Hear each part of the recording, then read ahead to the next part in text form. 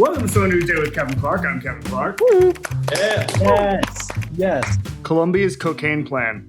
Legalize it. Headlines. Russell Wilson. 9 touchdowns, 1 interception last 2 weeks, over 600 yards.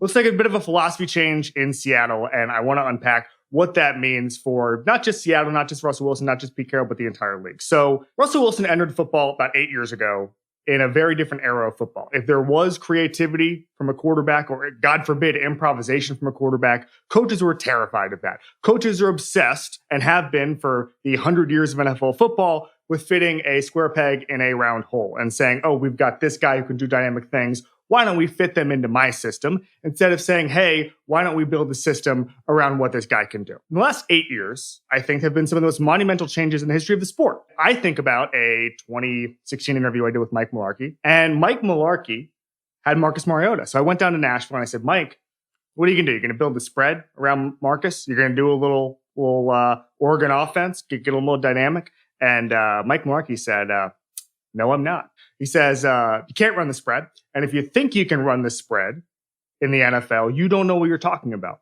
I would suggest gently, I think Mike Mularkey's a nice person. I don't know if he knew what he was talking about in that scenario. Don't know, because it seems to me as if the things that you could have done with Marcus Mariota, and again, Marcus didn't have the career many people thought he was going to have, but I think the lesson in that kind of thing is to take what your quarterback can do everything you can to support him. That's the lesson of Lamar Jackson. That is the lesson of Patrick Mahomes. And now that is the lesson of Russell Wilson. Russell Wilson is the early season MVP. He might win the award.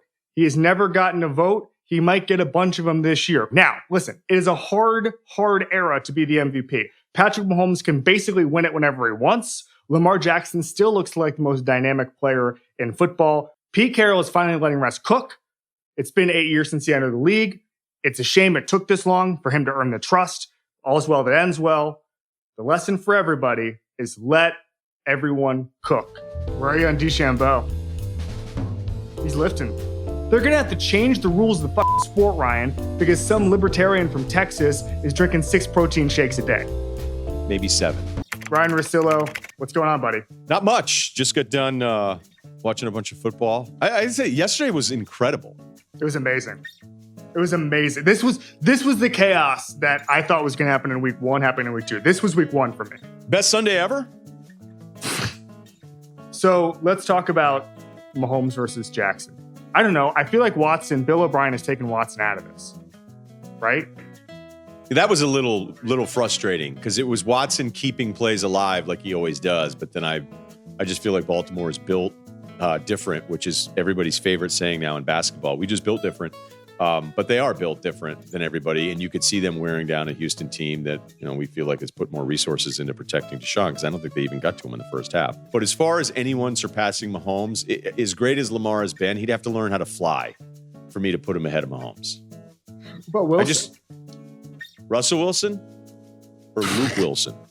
Luke Wilson, the Seahawks tight end last night, who was jacked up about downing the punt. I thought that was really nice. I think the Seahawks creating their own energy is now going to be a real big talking point throughout this. Anytime like Bobby Wagner waves a towel, the color guy is going to be like, oh my God, look at these guys. They're juiced. Yeah, no, they were providing their own juice. I mean, the juice supply is abundant down in Orlando. Like, I wonder if any NBA coaches be like, hey guys, it's 6-3. Too much juice. It's 6-3.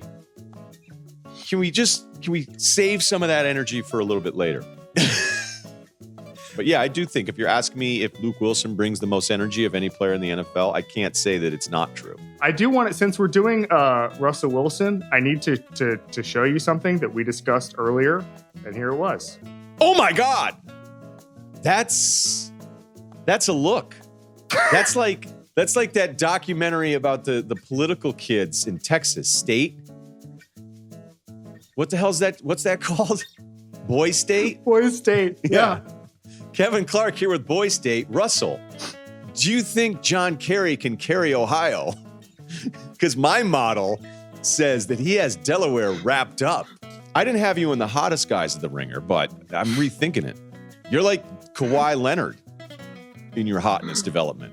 ESPN has a PR picture of me where I was convinced There was a few reasons I thought ESPN was like, did you guys not want me to be successful? Because there was a PR photo that they got. And then after like seeing it for 6 months, I go, okay, guys, can we delete that one from the files? It's horrible. They're like, yeah, no problem. 7 years later, if I'm in a relationship I don't want to be in, I send that picture to that person. There it is. Ryen Russillo. What was the shirt selection here, buddy? That was a Robert Talbot button down. That was before we were doing some of the slimmer cut. So I may have gone 17 and a half on that 34. Can I ask you a Cam question? Because you said this. I was just about to ask that. Yes, go ahead. You tweeted this out yesterday. Steve Kerr retweeted it. Whoa.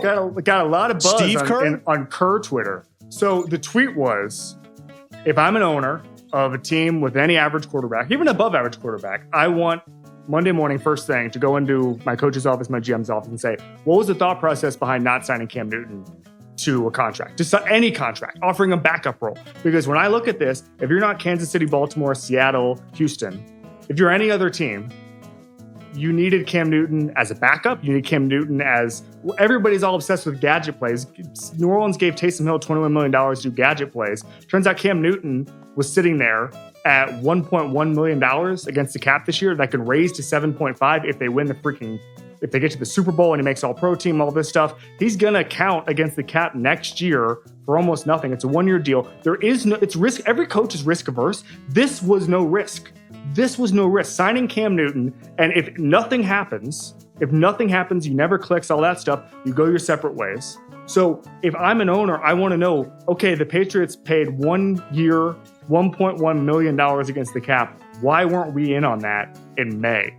I don't want to hear about the COVID offseason. I also don't want to hear about, the rookie, the young quarterback wouldn't be able to take having a big presence behind him as a backup. If your quarterback is so bad, the players are going to say, why don't we start the backup sight unseen? Isn't that a problem? When I look at Cam and the Patriots, the first word that comes to my mind is not exciting, dynamic, all that stuff. It's embarrassing. But the NFL is a bunch of weird cowards who don't actually want to find out anything about themselves. I have nothing to add to that. Ryan, when's your birthday?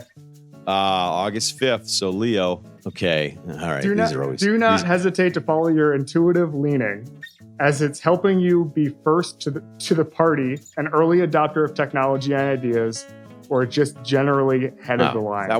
That's one of the worst ones. It's so vague. It's the same thing. We've been over this before, but do not be afraid of going outside, because outside is where there's direction, and direction will lead you on the path. And if you see a canoe, don't be afraid to row, and row in your own style. And you're like, what? I want one that says you're getting a fucking check Thursday. All right, who's in Club Kevin, Ryan? Who won the week? Who crushed it this week? How about Jimmy Kimmel?